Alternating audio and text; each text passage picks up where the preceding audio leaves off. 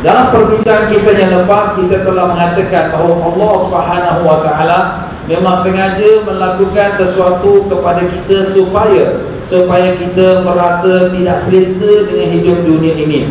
Maupun apa yang dilakukan Allah Ta'ala itu berupa sakit atau kesempitan hidup, atau masalah rumah tangga, atau masalah anak-anak, atau tempat kerja, atau semuanya itu Allah Ta'ala telah letakkan sebagai satu perkara untuk kita merasakan kehidupan dunia ini tidak selesa. Supaya apa? Supaya kita bersiap sedia untuk balik kepada hari akhirat. Itulah antara hikmah Allah Subhanahu wa taala melakukan sesuatu kepada diri kita, supaya kita tidaklah terlalu terjerumus dengan kehidupan dunia yang sebentar dan sementara ini.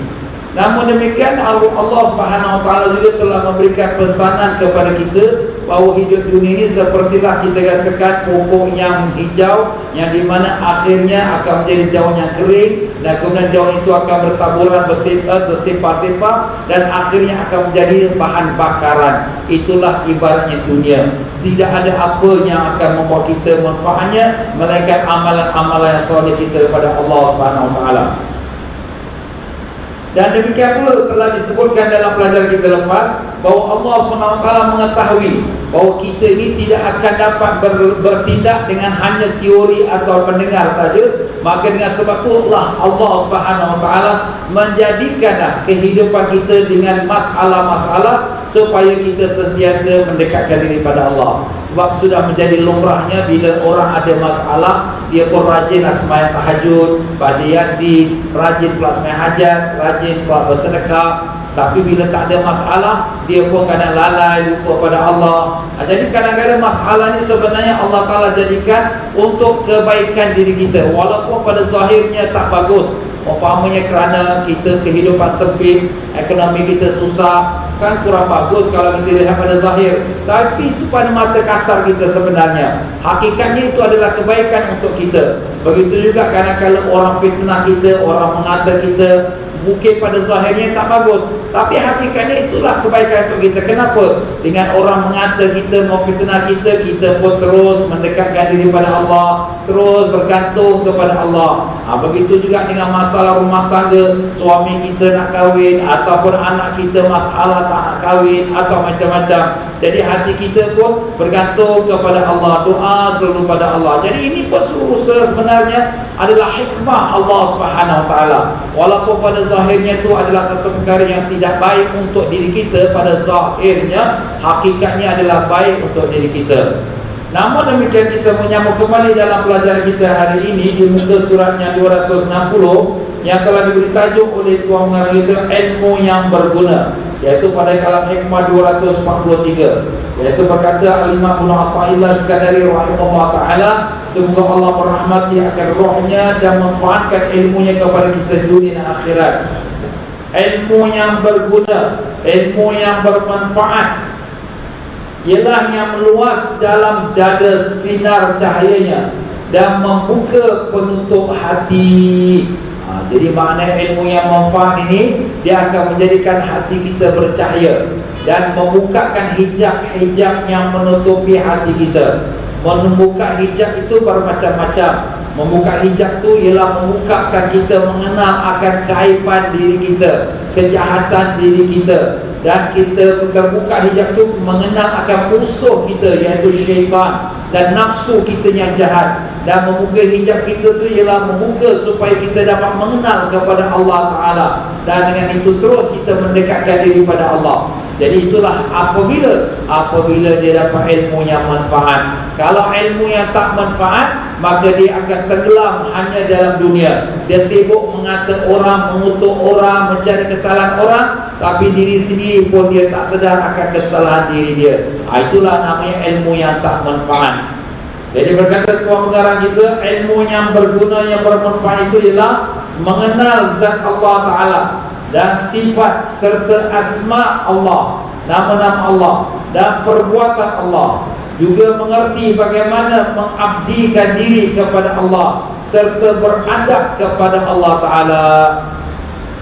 Ini ilmu yang manfaat. Jadi kalau ilmu yang manfaat kepada orang-orang awam, iaitu mereka yang dapat ilmu manfaat ini, dapat mereka mengabdikan diri kepada Allah, mengenal hukum bagaimana solat, bagaimana puasa dan seterusnya. Dan mereka mendapat ilmu manfaat ini ialah dengan mereka membuangkan sifat-sifat yang tercela dalam hati mereka, membuangkan sifat-sifat mazmumah, riya, ujub, megah, sombong, takbur sebagainya, dan menghiaskan hatinya itu dengan sifat-sifat yang mulia, ikhlas, reda, syukur, sabar sebagainya. Tetapi bagi orang yang makrifat bahawa ilmu yang manfaat itu membukakan hijab mereka mengenal kepada Allah SWT, mengenal dengan nama-nama Allah, dengan sifat-sifat Allah, dengan af'alullah, perbuatan-perbuatan Allah. Imam Malik bin Anas rahimahullah ta'ala berkata, bukan yang benar bernama ilmu itu kepandaian atau banyak meriwayatkan, tetapi ilmu itu hanya nur yang diturunkan Allah dalam hati manusia, dan bergunanya ilmu itu untuk mendekatkan manusia kepada Allah dan menjauhkan diri daripada kesombongan diri. Itu kata Imam Malik rahimahullah ta'ala. Jadi kalau kita dengar, wah dia ni banyak ilmu, kenapa?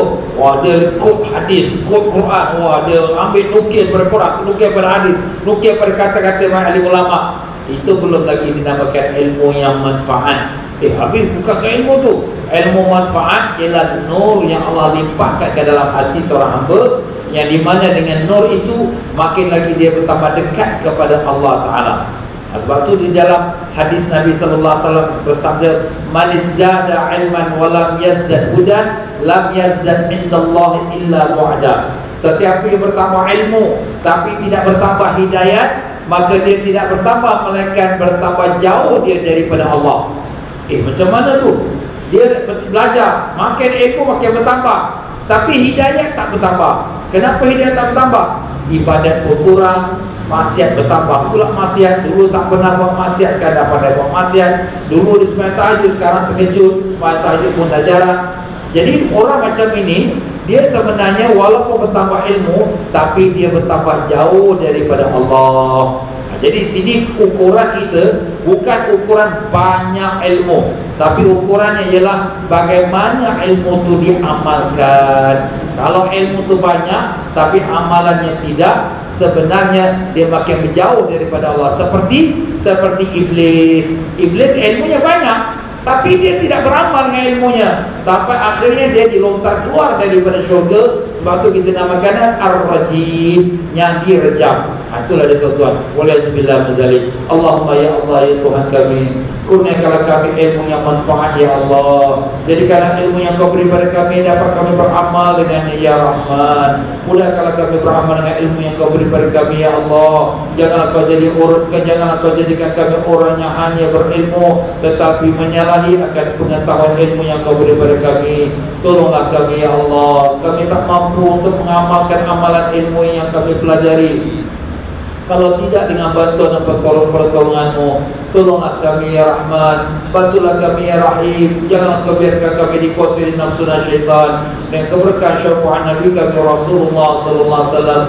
Allahumma amin ya rabbal alamin. Astaghfirullahaladzim alladzi la ilaha illa huwal hayyul qayyum wa atubu ilayhi.